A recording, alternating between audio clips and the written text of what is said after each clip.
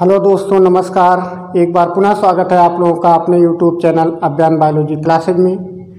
जीव विज्ञान की ये कक्षाएँ टीजीटी, पीजीटी और एलटी के एग्जाम के लिए हैं और हमारा टॉपिक इस समय चल रहा है फंजाई या कवक। कवक में आज हमें पढ़ना है रिप्रोडक्शन, जिसे हिंदी में हम कहते हैं जनन। कवक में 3 प्रकार का जनन पाया जाता है। पहला वेजिटेटिव रिप्रोडक्शन, जिसे हम कायिक जनन कहते हैं। दूसरा एसेक्सुअल रिप्रोडक्शन, जिसे अलैंगिक जनन कहते हैं। और तीसरा सेक्सुअल रिप्रोडक्शन, जिसे लैंगिक जनन कहते हैं। अर्थात कवक जीवधारियों का ऐसा समूह है जिसमें तीनों प्रकार के रिप्रोडक्शन पाए जाते हैं।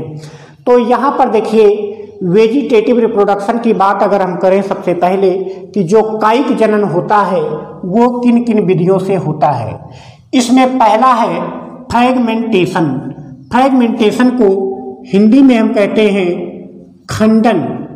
इसका मतलब है कि कोई भी कवक किसी भी कारण से अगर जितने पार्टों में टूट जाता है, वह प्रत्येक पार्ट डेवलप होकर के एक नया फंजाई बना लेता है।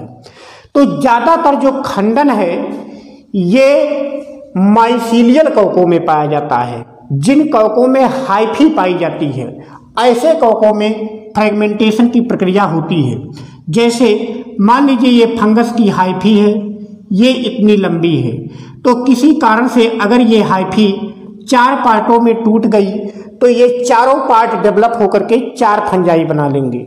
तो जितने भी पार्ट यहाँ पर बनते हैं, जितने भी खंड यहाँ पर बनते हैं, प्रत्येक खंड डेवलप होकर के एक नया फंजाई बना लेता है। तो उस प्रोसेस को हम कहते हैं फ्रैगमेंटेशन। और इसका एग्जाम्पल है राइजोपस। राइजोपस के अलावा जितने भी माइसीलियल हैं, ज़्यादातर फंजाई में फ्रैगमेंटेशन की प्रोसेस पाई जाती है। इसके बाद दूसरा वेजिटेटिव रिप्रोडक्शन है बडिंग। बडिंग, जिसे आप हिंदी में कहते हैं मुकुलन। बडिंग, जिसे हिंदी में कहा जाता है मुकुलन। इसमें क्या होता है कि जैसे इसका बेस्ट एग्जाम्पल है ईस्ट। यहाँ पर ये ईस्ट की कॉलोनी है, इसके बगल में यहाँ से एक उभार सी संरचना बनती है और इसी उभार को हम कहते हैं बड। यही बड टूट करके अलग हो जाता है और वो एक नया फंजाई बना देता है। यहाँ पर देखिए, कभी कभी ऐसा होता है कि यहाँ पर ईस्ट में बड की एक श्रृंखला सी बन जाती है। जैसे एक बड यहाँ पर बना है तो इस प्रकार से यहाँ पर एक बड की श्रृंखला सी बन जाती है और इसे हम यहाँ पर स्यूडोमाइसीलियम बोल सकते हैं।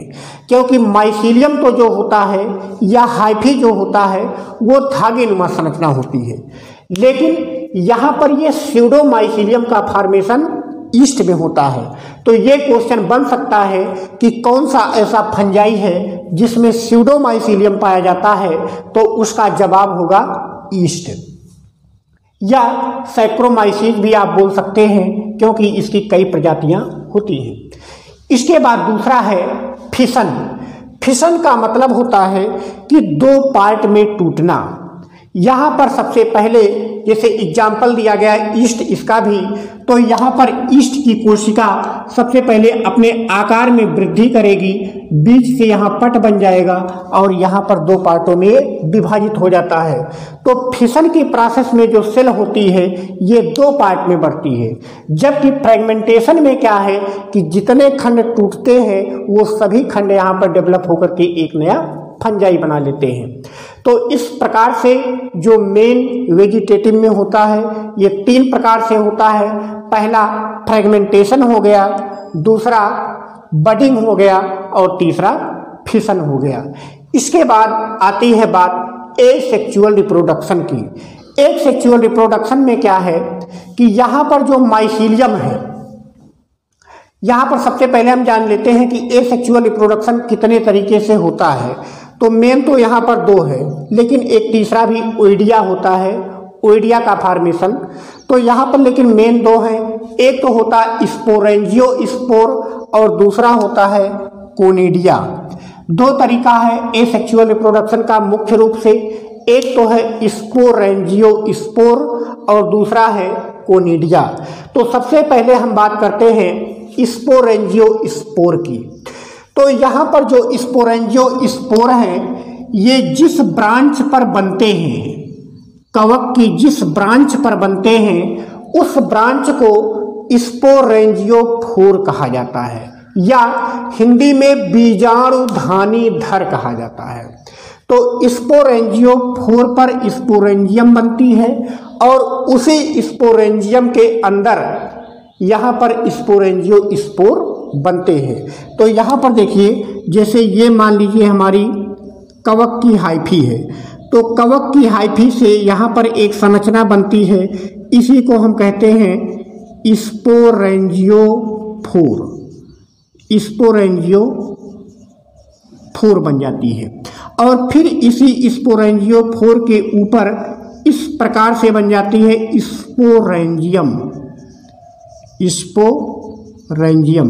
और इस स्पोरेंजियम के अंदर जो साइटोप्लाज्म है वो साइटोप्लाज्म यहाँ पर कई पार्टों में विभाजित होकर के बना लेता है छोटे छोटे स्पोर। तो इन्हीं स्पोर को कहा जाता है स्पोरेंजियोस्पोर, क्योंकि ये स्पोर कहाँ बनते हैं, स्पोरेंजियम के अंदर बनते हैं, इसीलिए इनको स्पोरेंजियोस्पोर कहा जाता है। तो यहाँ से आप समझ गए, यहाँ पर लिखा है फॉर्म्ड ऑन स्पोरेंजियोफोर कि जो स्पोरेंजियोस्पोर होते हैं ये बनते कहाँ पर हैं, स्पोरेंजियोफोर के ऊपर बनते हैं। यहाँ से एक क्वेश्चन काफ़ी इम्पॉर्टेंट है, ये पूछा जाता है कि स्पोरेंजियोस्पोर का जो फॉर्मेशन है ये एक्सोजीनसली होता है कि इंडोजीनसली होता है, मतलब आंतरिक रूप से होता है कि बाह्य रूप से होता है। तो इनका फॉर्मेशन आप देख रहे हैं कि स्पोरेंजियम के अंदर हो रहा है, अर्थात इनका फॉर्मेशन इंडोजीनसली होता है। यहाँ पर इस पॉइंट को आप ध्यान में रखिएगा, क्वेश्चन यहीं से बनने की संभावना होती है। यहाँ पर जो स्पोर्स बनते हैं, जो स्पोरेंजियोस्पोर बने हैं, ये स्पोरेंजियोस्पोर दो तरीके के होते हैं। पहला है जूस्पोर जिसे हम कहते हैं चल बीजाणु और दूसरे हैं एप्लेनोस्पोर जिसे हम कहते हैं अचल बीजाणु। तो यहाँ पर नाम से ही स्पष्ट है कि अगर ये चल बीजाणु हैं तो इन बीजाणुओं के अंदर यहाँ पर फ्लैजिला पाया जाएगा, इस फ्लैजिला के माध्यम से ये मूव करते हैं और फ्लैजिला का फॉर्मेशन उन्हीं कवक की प्रजातियों में होगा जो कि पानी वाले स्थानों पर या नमी वाले स्थानों पर पाए जाते हैं। और जो अचल बीजाणु होंगे, ये अचल बीजाणु में यहाँ पर फ्लैजिला का निर्माण नहीं होता है, ये स्वयं तैर करके नहीं चल सकते हैं। तो यहाँ पर आपने देखा कि जो स्पोर बन रहे हैं ये दो प्रकार के बनते हैं, पहला जूस्पोर हो जाता है और दूसरा एप्लेनोस्पोर हो जाता है। यहाँ पर जब आगे अभी प्रत्येक फंजाई का क्लास का बंटवारा किया जाएगा और हर क्लास का डिस्कशन करेंगे तो सबके एग्जाम्पल भी आपको समझाए जाएंगे, हर क्लास का एग्जाम्पल अलग अलग होगा। इसके बाद जो दूसरा तरीका है वो है बाइकोनिडिया। तो कोनिडिया का निर्माण भी माइसीलियल कवकों में होता है जिनमें हाइफी प्रेजेंट होती है।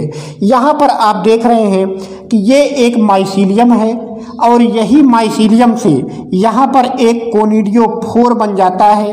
कोनिडियोफोर का जो अगला वाला हिस्सा है इसी पर यहाँ पर कोनिडिया की एक श्रृंखला बन जाती है। यही कोनिडिया टूटते हैं और जर्मिनेट करके फिर नया माइसीलियम बना लेते हैं। तो यहाँ पर देखिए ये माइसीलियम है, माइसीलियम से कोनिडियोफोर बनता है, इसी कोनिडियोफोर पर कोनिडिया यहाँ पर लाइनियर क्रम में व्यवस्थित होते हैं। यही कोनिडिया अनुकूल परिस्थितियां आने पर टूटकर अलग हो जाते हैं और जर्मिनेट करके नया माइसीलियम बना लेते हैं। तो यहाँ पर आपको ध्यान ये देना है कि जो कोनिडिया का फॉर्मेशन होता है ये एक्सोजीनसली होता है, जबकि यहाँ पर स्पोर में आपने देखा कि स्पोर का फॉर्मेशन कैसे होता है तो वो इंडोजीनसली होता है।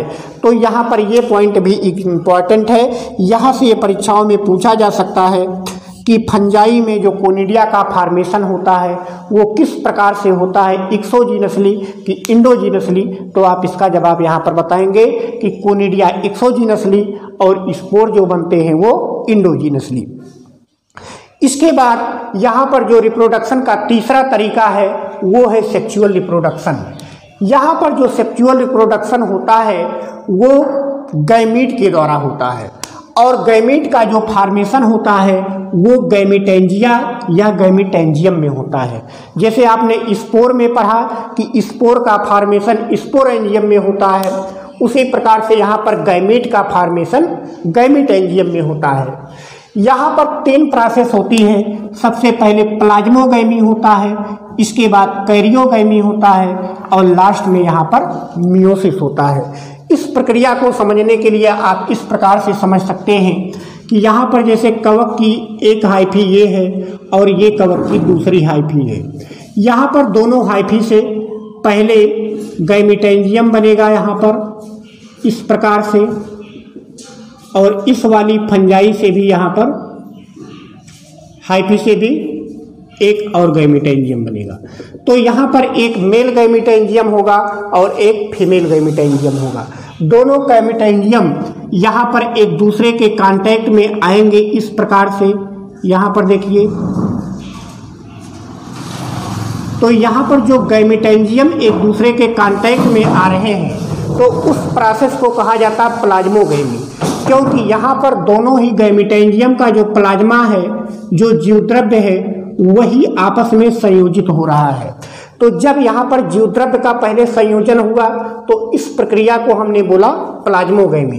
इसके बाद अगले स्टेप में क्या होगा कि यहाँ पर जो फ्यूजन हुआ था, अब दोनों का न्यूक्लियस एक में जुड़ करके एक बड़ा न्यूक्लियस बना लेगा, तो इस प्रक्रिया को कहा जाता है कैरियोगैमी।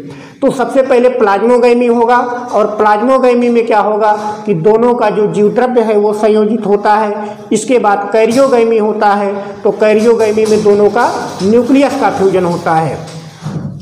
अब यहाँ पर जो न्यूक्लियस बना है, इस न्यूक्लियस में मियोसिस डिवीजन होगा, चूंकि ये 2n हो जाता है, डिप्लॉइड हो जाता है। यहाँ पर सिंगल हेप्लाइड न्यूक्लियस और हेप्लाइड न्यूक्लियस दोनों का जब फ्यूजन होगा तो यहाँ पर 2n न्यूक्लियस बन जाएगा और इसी 2n न्यूक्लियस का जब अर्धसूत्री विभाजन होगा, मियोसिस डिवीजन होगा, तो इससे यहाँ पर बनते हैं हेप्लाइड गैमीट्स और वही हेप्लाइड गैमीट्स यहाँ पर के हेप्लाइड गैमीट यहाँ पर फिर जाके जाइगोट स्पोर बनाते हैं और स्पोर जर्मिनेट करके माइसीलियम बनाते हैं। तो प्रक्रिया आप यहाँ पर देखिए कि माइसीलियम है, यहाँ पर एक को हम मानेंगे मेल हाइफा और एक को मानेंगे हम फीमेल हाइफा।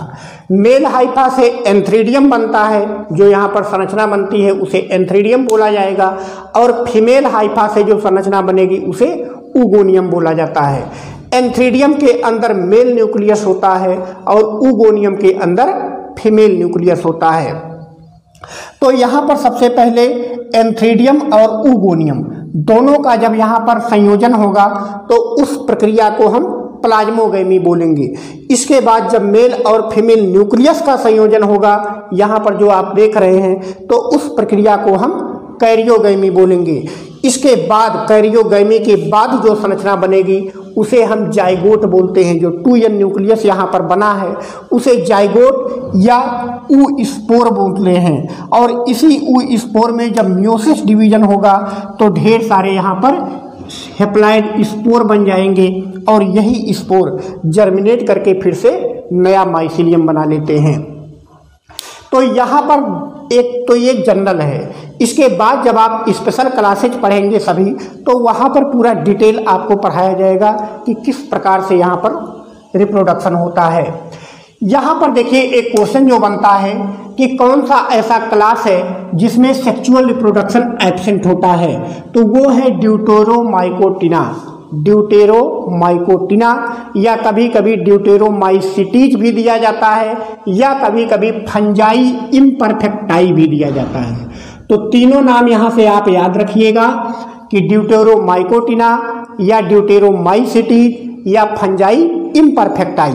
यहाँ पर एक ऐसा क्लास है जिसमें सेक्सुअल रिप्रोडक्शन एब्सेंट होता है। ये क्वेश्चन काफ़ी इम्पॉर्टेंट है, यहाँ से ये प्रश्न बनता है। इसके बाद अगला है, यहाँ पर हम देखते हैं कि जो ये रिप्रोडक्शन की प्रोसेस है, सेक्सुअल रिप्रोडक्शन, ये कितने तरीके से होता है। तो पहला तरीका है प्लेनोगैमेटिक कॉपुलेशन। प्लेनोगैमेटिक कॉपुलेशन, यहाँ पर क्या है, फ्यूजन ऑफ मोटाइल गैमीट, मतलब कि यहाँ पर जो मेल गैमीट होगा और फीमेल गैमीट होगा, दोनों में यहाँ पर फ्लैजिला बनते हैं और दोनों यहाँ पर संयोजित होकर के फिर नया स्पोर बनाते हैं। इसका बेस्ट एग्जाम्पल है सिनकाइट्रियम। तो ये क्वेश्चन यहाँ से पूछा जा सकता है कि कौन सा ऐसा फंजाई है, कौन सा ऐसा कवक है जिसमें मेल और फीमेल दोनों ही गैमीट मोटाइल होते हैं। तो इसका एग्जाम्पल हो जाएगा सिनकाइट्रियम। ये काफ़ी इम्पॉर्टेंट क्वेश्चन है, टीजीटी के एग्जाम में ये पूछा भी गया है कि कौन सा ऐसा फंजाई है जिसमें मेल और फीमेल दोनों ही गैमीट मोटाइल होते हैं। तो इसका एग्जाम्पल हो जाएगा सिनकाइट्रियम। इसके बाद दूसरा तरीका है सेक्सुअल रिप्रोडक्शन का, गैमीटेंजियल कॉन्टैक्ट।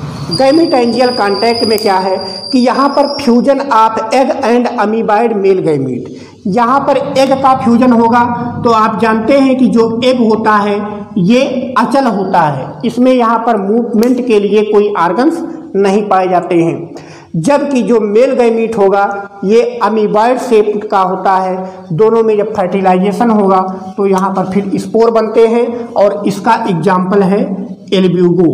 अब यहाँ से क्वेश्चन बन सकता है कि कौन सा ऐसा कवक है जिसका मेल गैमीट अमीबॉइड होता है। तो इसका एग्जाम्पल आप ध्यान रखेंगे एल्ब्यूगो है। यहाँ से ये क्वेश्चन काफ़ी इम्पॉर्टेंट है कि कौन सा ऐसा फंजाई है जिसका मेल गैमीट अमीबॉइड होता है। इसके बाद अगला है गैमीटेंजियल कॉपुलेशन। गैमीटेंजियल कॉपुलेशन में क्या है कि गैमीटेंजिया सीधे ही एक दूसरे के संपर्क में आते हैं, वहाँ पर कोई न्यूक्लियस का फ्यूजन नहीं होता है, ढेर सारे न्यूक्लियस होते हैं। प्रत्येक न्यूक्लियस के चारों तरफ जीवद्रव्य एकत्रित हो जाता है और जितने न्यूक्लियस होते हैं उतने स्पोर बन जाएंगे और बाद में वही स्पोर जर्मिनेट करके नया फंजाई बना लेते हैं। तो इसका एग्जाम्पल हो जाता है राइजोपस। तो यहाँ पर पूछा जा सकता है कि कौन सा ऐसा फंजाई है जिसमें गैमीटेंजिया डायरेक्ट कॉपुलेशन में भाग लेती है। तो इसका एग्जाम्पल हो जाएगा राइजोपस। इसके बाद अगला है सोमैटोगैमी। सोमैटोगैमी में क्या है कि फ्यूजन ऑफ वेजिटेटिव सेल, यहाँ पर कोई रिप्रोडक्टिव ऑर्गन्स नहीं बनता है, बल्कि पूरा जो फंजाई का वेजिटेटिव सेल है वो सेल ही एक दूसरे के संपर्क में आकर के यहाँ पर सेक्सुअल रिप्रोडक्शन में भाग लेती है। तो इसका एग्जाम्पल है पेजाइजा और एगैरिकस। इसको भी ध्यान रखिएगा, यहाँ पर क्वेश्चन पूछा जा सकता है कि कौन सा ऐसा फंजाई है जिसमें सोमैटोगैमी पाया जाता है या वेजिटेटिव सेल ही सेक्सुअल रिप्रोडक्शन में इन्वॉल्व होती है। तो इसका एग्जाम्पल पेजाइजा और एगैरिकस हो जाएगा। यहाँ से दो और क्वेश्चन पूछे जाने की संभावना होती है कि हेट्रोथैलिज्म क्या है या विषम जालिकता क्या होती है। तो विषम जालिकता में क्या है कि जो माइसीलियम है, ये माइसीलियम दो प्रकार की होती है। कुछ हाइफी यहाँ पर प्लस होती है जिसे मेल मान सकते हैं और कुछ हाइफी यहाँ पर माइनस होती है जिसे फीमेल मान सकते हैं। और यहाँ पर जो सबसे इम्पॉर्टेंट क्वेश्चन बनता है, पूछा जाता है कि हेट्रोथैलिज्म की खोज किसने किया था, काफ़ी इम्पॉर्टेंट है। तो एएफ ब्लैकेस्ली नामक साइंटिस्ट ने किया था 1904 ईस्वी में। और ये भी पूछा जाता है किस फंजाई में किया था, तो म्यूकर या राइजोपस स्टोलोनिफर्मे। दो फंजाई है यहाँ पर, म्यूकस और राइजोपस स्टोलोनिफर्मे। एक क्वेश्चन यहाँ पर और बनता है पैरासेक्सुअलिटी का। पूछा जाता है कि पैरासेक्सुअलिटी की खोज सबसे पहले किस फंजाई में की गई। तो इसका एग्जाम्पल हो जाएगा एस्परजिलस नाइडुलेंस में। सबसे पहले इसी फंजाई में पैरासेक्सुअलिटी की खोज की गई। और किस साइंटिस्ट ने किया था पूछा जाएगा, तो यहाँ पर हो जाएगा पोंटे कार्वो और रोपर नामक साइंटिस्टों ने 1952 ईस्वी में। पोंटे कार्वो और रोपर नामक साइंटिस्टों ने पैरासेक्सुअलिटी की खोज किया 1952 में, किस फंजाई में किया था? एस्परजिलस नाइडुलेंस में। और सबसे ज़्यादा यहाँ पर ये भी क्वेश्चन पूछा जाता है कि पैरासेक्सुअलिटी जो है ये किस क्लास में देखने को मिलता है? तो ड्यूटेरोमाइसिटीज में। ये क्वेश्चन यहाँ से इम्पॉर्टेंट है कि पैरासेक्सुअलिटी जो है ये ड्यूटेरोमाइसिटीज में देखने को मिलता है। तो आज का लेक्चर यहीं पर समाप्त होता है। इसके बाद अगले वीडियो में हम क्लास का बंटवारा करेंगे फंजाई का, कि फंजाई को कितने क्लासों में बांटा गया है और प्रत्येक क्लास का यहाँ पर डिटेल स्टडी करेंगे।